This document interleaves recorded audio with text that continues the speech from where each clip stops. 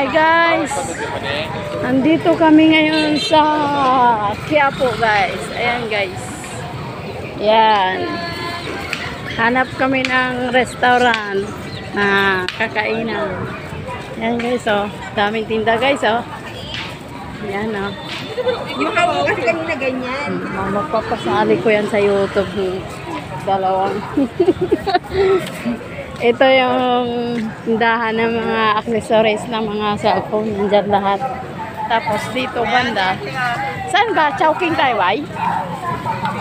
Yung mura lang. Saan tayo?